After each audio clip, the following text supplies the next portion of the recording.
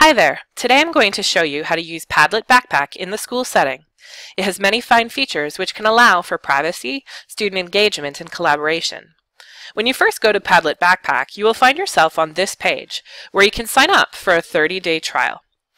After that, it's $5 a month or $45 for a year. So why would you use Padlet Backpack? Here are a few of its features. Firstly, it's the user management and access control. To me, this is the most important piece. I have lots of students in my class who don't have the same level of access to technology or the same memory for everything. So it's useful because I create the users, I add my own class, I give them the names. So I can give my students the same user account that they have to log into their school accounts. They're not having to remember multiple pieces. I also have ability to manage them, so I can suspend or delete or add more as needed. There's also extra security. As you'll see in a moment, you actually are in your own domain, so you're not ever using the vanilla backpack section, or sorry, the vanilla Padlet section. You're just using your own domain, so it therefore means any Padlets that are created stay within that domain. They're not available for other people. There's lots of other little pieces as well, and coming soon, one of the most important things I think that's really great is the idea of content filtering, where it'll filter inappropriate content. So if you decide that this is something you'd like to take a look at, you can click here and say try it for free for 30 days. Once you've done that, you'll find yourself on a page that looks something like this. Fill in all the information as best as you can. When you're picking your domain, make sure you pick something that's really useful to your students. That's the page that they're going to be going to log in all the time. So pick a domain title that makes sense. Once you've done that and you've clicked continue, you're going to find yourself on a dashboard page. It looks something like this. I'm the owner of this particular domain, ecity.padlet.org. So mine is a more complex version than the students will see. So this is what mine looks like. I'm going to just quickly show you what it'll look like for the students. This is a test student account. You'll notice that theirs has a lot less stuff, particularly on the left-hand side. So when the students are using this account, there's a couple of the left-hand side links that are the most important to me. The first is Padlets. So this is really useful, particularly as more and more Padlets get created. This is where the student can go to find any Padlet that they want to go back to, including the ones that they've created, the ones that they've shared in, the ones they've contributed in, or in any Padlets that were created across the entire domain.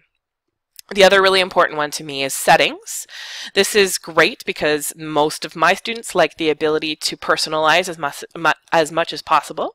So this gives them an opportunity to create a new avatar for themselves, or to at least pick a picture that represents them best, as opposed to using just the one that Padlet has created for them. So that is what it looks like on the student side of things. So now I'm going to quickly show you what it looks like on the owner side of things. You'll notice that the owner side of things has a few more links on the left-hand side. They still have the Padlets, activity, attachments, collaborators, and settings. It also has a statistics piece, which is pretty useful. It tells you how many times other people have looked at it and a few other statistics similar to that. The other really important piece is this section right in here on the left-hand side. It allows you to really, this is where your user management comes in. So I'm going to click on users. This is your list of users. Now, of course, right now I only have 5. As the year goes on, I can certainly add more. You'll notice none are suspended, but if I want to work with specific users, I can select them.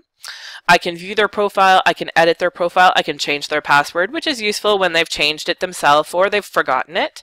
I can suspend them, or I can delete them if they've moved. When I want to add new users, there's 2 different ways of doing it. I did it by clicking on the right-hand side. I can add a single user. Don't need an email for students, which is great because many of my students don't have one. But I can also add multiple users, which is pretty useful when I have an entire class of students that I want to add. I can do that all at once. Another really useful tool is on the left-hand side is the settings section.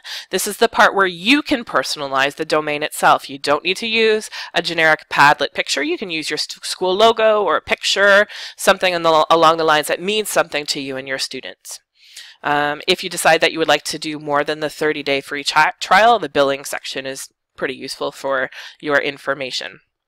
So if we go back to the dashboard now, let's talk specifically about how do you actually use Padlet now that you've got the user management under control. To do that, the easiest way to create a new Padlet is to just go up to the right-hand side and click New Padlet. This takes you to the Padlet screen. And similar to the vanilla Padlet, you can use it and edit it as much as you would like. The best way to do that is by clicking Modify this Padlet. And you have a variety of settings here. The first is title. So let's give ourselves a title. Test. You can give it a picture or not. It's up to you. You can add your own. You can use one that they've provided. Let's add a gorilla. You can give it a description if you wish. You can choose a theme as well. So there's lots and lots of themes to choose from. Let's do superhero.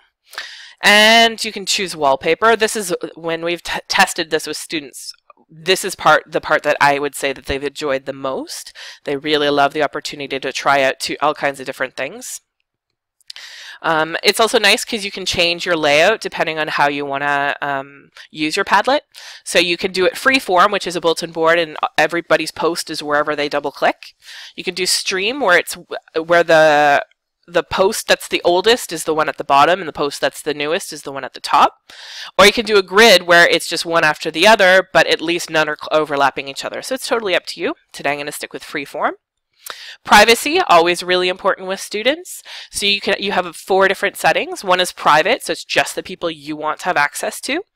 Another is the domain. So anybody in my domain can use it, which is what I'm going to stick with today. And then I can also choose whether I want anybody in my domain to view it, to be able to write on it, or even moderate it. So I'm going to stick with can write. I can also make it password protected, or I can make it a hidden link where it's just the person who has the link that they can get to it.